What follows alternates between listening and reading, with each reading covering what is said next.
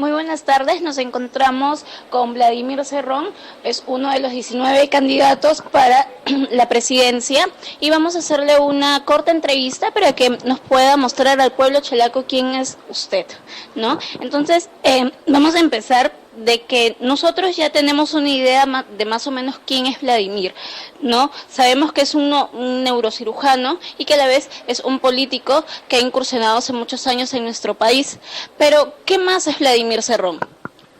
Bueno, Vladimir Cerrón ante todo es un provinciano, como la mayoría de los que habitamos aquí, la capital de Lima. He nacido en la provincia de Chupaca, que es una de las 9 provincias de Junín. He estudiado allá la primaria, pero también en la universidad he tenido estudios de ingeniería eléctrica e ingeniería civil. Y después el año 90 me fui a Cuba, el 91, perdón, donde estudié medicina hasta el año 97 y del 97 al 2002 continué para hacer estudios de especialidad por 5 años más. Después regresé a Perú, donde también ya hice estudios de maestría en San Marcos y también de doctorado, de los cuales me titulé en ambos cursos. Y bueno, pues he ejercido ya la medicina en Huancayo hace mucho tiempo, en mi especialidad, y también soy docente nombrado en la Universidad Nacional del Centro del Perú, y he estado como presidente regional del año 2011 al 2014, ¿no? Esa es mi trayectoria, a grosso modo. ¿Y por qué, si estuvo en Cuba con mayores oportunidades, por qué decidió terminar aquí en nuestro país? Bueno, Cuba tiene una política de que no roba cerebros, entonces todo extranjero que culmina su estudio tiene que regresar al país de donde vino. No es la política norteamericana donde el 15% de los trabajadores de la NASA son latinos, por ejemplo, ¿no? Y no trabajan para su país, sino para oprimir militarmente a sus países. Esa es la diferencia. Bien, y cambiando un poquito ya el tema para enfocarnos más en el partido político, ¿por qué Perú Libre? Porque yo creo que el Perú hace falta liberarlo de muchas ataduras que los trae hace muchos siglos. El Perú aparentemente es libre, sin embargo muchas de las cosas no nos pertenecen, ¿no?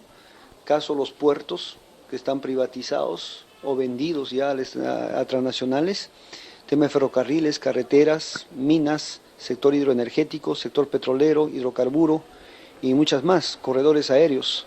Es decir, el Perú aparentemente es libre, pero sin embargo ni siquiera en el tema televisivo, en el tema de las comunicaciones, en el tema digital, tampoco somos libres. Hablan de libertad de expresión, pero no dejan entrar aquí por señal abierta, por ejemplo, a Telesur, a RT, ¿no? Pero sí se ufanan hablando de eso los grandes poderes de la comunicación. Yo creo que el Perú hace falta darle mayor independencia, no solamente en el discurso, sino en la práctica, ¿no? Vemos que a las comunidades cada vez más están cercenando derechos como el derecho al subsuelo, el derecho a decidir tras una consulta previa, el derecho también a ejercer el sindicalismo en el Perú prácticamente ya no existe, no existen derechos laborales, se inventan cada día una forma de contrato nueva, pero con menos derechos, ya sean de maternidad, de jubilación, de aguinaldo, de escolaridad y de muchas cosas más. Entonces yo creo que el Perú está todavía bastante atado a los intereses, sobre todo del capital transnacional, que nosotros crecemos, nosotros nos desarrollamos en dependencia de la demanda externa y no en dependencia de la demanda interna. Y eso es lo que nosotros cuestionamos bastante. Y con respecto al financiamiento del partido, ¿qué podría decir? Bueno, nosotros somos un partido bastante austero. El partido se ha construido con aportes de militantes, con aportes del empresariado provinciano regional, ¿ya? Y el aporte personal de cada uno de sus miembros o simpatizantes. Sabemos que esta es una contienda bastante dura, pero no le tenemos miedo, porque yo creo que el mejor arma que tiene el pueblo, ya que el pueblo es mayoritario, es el rumor. El rumor y un poco de fuerza que le pongamos, y eso es algo que prende mucho más que todas las publicidades que se hagan, ¿no? Así que, pero hay que saber cómo llegamos o qué información vertimos tras ella. ¿Y usted considera de que ha sido una buena idea de que se sepa el financiamiento de todos los partidos, que lo puedan mostrar para que los ciudadanos de una u otra manera puedan saber? Por supuesto que eso es una buena idea, no peruana, sino eso se practica en el mundo y debe ser así. Yo creo que todo el mundo está obligado a declarar pues sus ingresos económicos y lo va a hacer con toda transparencia si es que no tiene nada que ocultar. Pero con todo lo que han declarado los millonarios que postulan, estoy seguro que no han declarado lo que realmente han gastado, ¿no? Por ejemplo, el señor Acuña, el año 2014, ha facturado 170 millones de dólares solamente por la Universidad César Vallejo, sin contar la Universidad de Zipán, Autónoma, ni las academias que tiene en Lima, ¿no? Y según él, tiene su patrimonio es 46 millones, ¿no? Y algo que es bastante difícil de creer. Entonces, habría que ver realmente cuánto ha invertido hasta el momento y también lo que declaran los partidos, por ejemplo, fujimoristas han declarado que han gastado cerca de 22 millones en la campaña anterior, pero eso es lo que han declarado, habría que ver cuánto han gastado realmente. ¿Y Vladimir Cerrón ya publicó la información? A nosotros, como recién nos hemos inscrito, no nos ha tocado este mes, así que tendremos que hacerlo el primer trimestre de este año. ¿Y de todas maneras será? Claro, tiene que hacerse, caso contrario hasta pueden cancelar la inscripción, y me parece muy bien. Otro aspecto dentro de la medicina que es bastante debatible, tanto en tema de sociedad como en tema de salud, ¿el aborto está a favor o está en contra? Mire, el aborto, ¿qué es lo que se ha podido demostrar? Se ha demostrado que en los países socialistas, cuando el aborto era legal y después se ilegalizó, la ilegalización también es un negocio, entonces aumentó la estadística de aborto. El número de abortos aumenta en una sociedad cuando es ilegal. Segundo, cuando el aborto es ilegal, existe muerte materna extrainstitucional. Cuando el aborto no se legaliza, aumenta también la muerte infantil. También vemos que aparecen políticas genocidas como la esterilización forzada.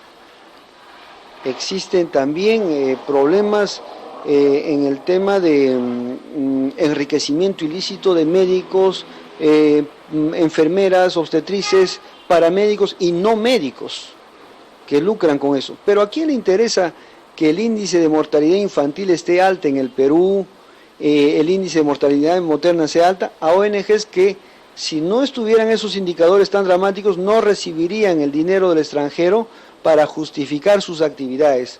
Con eso también te digo que en la sociedad neoliberal la pobreza, el analfabetismo, la muerte infantil también es tremendo negocio. ¿Pero en caso de violación? En caso de violación, es un ser que no te podría decir que viene con una malformación, así como para pensar siquiera un aborto terapéutico, ¿no? Miren, en reglas generales, yo estoy de acuerdo con el aborto, como médico, en el aborto terapéutico, por ejemplo, que es una cosa de salvaguardar la vida de la madre. Hay niños que vienen anencefálicos sin cerebro y tú lo detectas a las 19 semanas y aquí la madre está obligada a gestarla para que nazca ese niño y muera a los 2 o 3 minutos. Y eso no debe ser acarreando problemas psicológicos, sociales y económicos. Entonces yo creo que el aborto debe discutirse, el terapéutico legalizarse y lo que sí estoy en contra es que el aborto se esté utilizando como un medio de anticonceptivo, ¿no? Que eso no debe ser. Un tema más polémico, vayamos ahora, y es el de la unión civil, mucho más polémico. ¿Qué podría decir con respecto a ello? Bueno, yo te podría decir, como dicen los socialistas, que lo único que existe privado en el socialismo es la vida de cada uno. Por tanto, cada persona tiene derecho, de acuerdo a su concepción del mundo, a vivir como ellos quieran. Lo que sí yo estoy en contra es de que puedan formalizar un matrimonio con fines de adoptar hijos, porque le estás imponiendo a un ser humano un patrón cultural y un patrón de vida que no es lo habitual en nuestro medio sociocultural. Por tanto, eso yo rechazo contundentemente. Volvamos un poco al tema de la inseguridad ciudadana. Ya dejó bastante claro de que la inseguridad es un negocio que nuevamente se va a repetir. Ha dejado también en claro de que la venta de las armas debería totalmente terminarse y ha mencionado sanciones bastante importantes que se verían bastante beneficiadas la sociedad. Pero con todo este problema de la inseguridad también viene un tema importante que son las drogas. ¿La legalización de la marihuana lo ve conveniente para la población peruana? Definitivamente no. yo estoy totalmente en contra de que se legalice cualquier tipo de narcóticos y se abra a la sociedad. Como neurocirujano te puedo decir que el primer blanco de esto es el sistema nervioso. Yo creo que ningún padre en su sano juicio puede aceptar que se legalice la marihuana pues para la juventud. Y además me parece de que todo tipo de droga en una sociedad civilizada ya debe ser rechazada y penada. Vemos que todavía somos tolerantes a ese tema en alguna medida. Y eso se ha podido mostrar. Ahora esos fines terapéuticos para la marihuana serán casos muy exclusivos en el cual el médico está facultado, así como receta morfina, así como receta cualquier opiáceo, hacerlo con la marihuana en una forma muy restringida y muy específica. Retomando el tema de la inseguridad ciudadana en el distrito Chalaco, el estado de emergencia, como ya nos había comentado, es de alguna u otra manera algo que innecesario, ¿verdad? También nos comentó de que hay mucha droga que ingresa al puerto Chalaco. ¿Nos podría ampliar un poco más el tema? Que sale. Claro, bueno, yo te podría decir de que si nosotros no atacamos las causales que han generado la inseguridad ciudadana, no vamos a hacer nada contrarrestando solamente los efectos con el ejército, ¿no? Entonces, yo creo de que debemos hacer de que nuestra juventud deba recuperar, pues, deba cambiar esta sociedad de oferta y demanda por una sociedad de valores y de principios. Segundo, el Estado debe proveer una cantidad de empleo necesaria para que toda nuestra juventud esté empleada y pueda tener un ingreso digno y hacer desde ahí la construcción de su hogar y de su vida futura.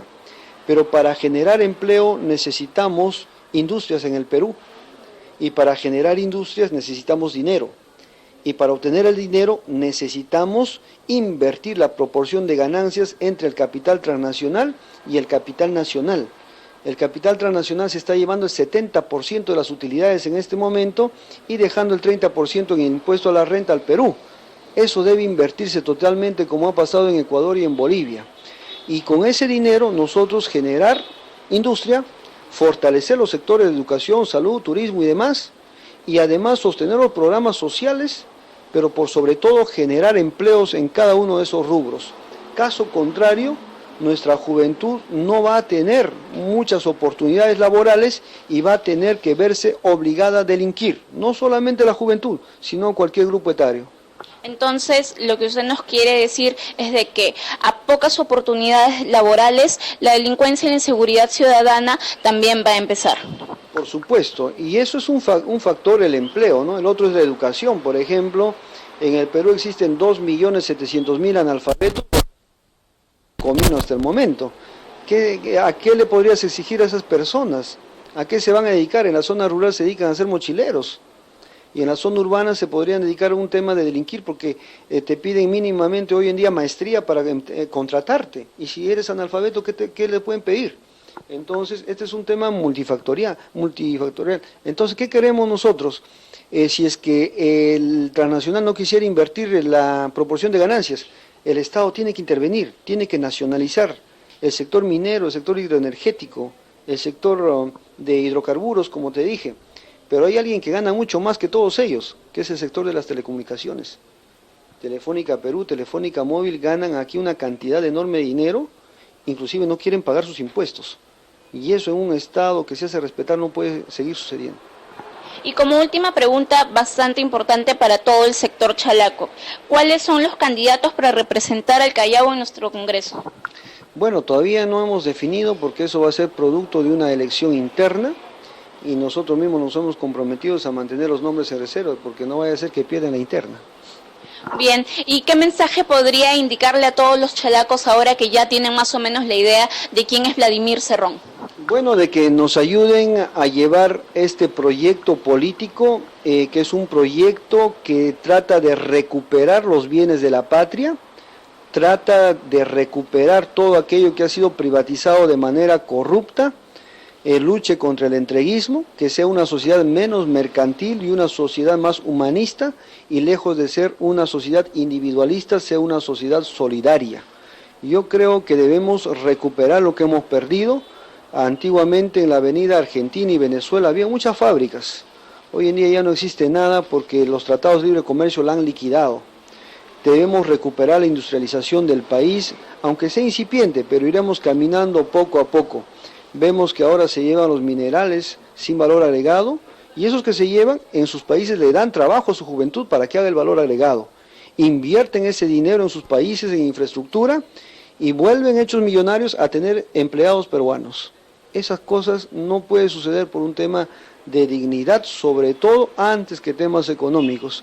Por tanto, si los hombres chalacos han visto este tema, han reflexionado, al igual que todos nosotros, emprendamos el trabajo con Perú Libertario, y esos son nuestros fines como partido, y yo sé que nosotros no vamos a hacer nada si no llegamos a ensamblar con el pueblo, pero para eso es necesario que el pueblo se meta en política, participe en política, y que no nos hagan el cuento de que zapatero a su zapato y que para hacer política hay políticos. No, todos podemos participar en política y podemos pues llevar adelante la aspiración del pueblo y concretarla. Eso sería todo. Muchas gracias por la entrevista.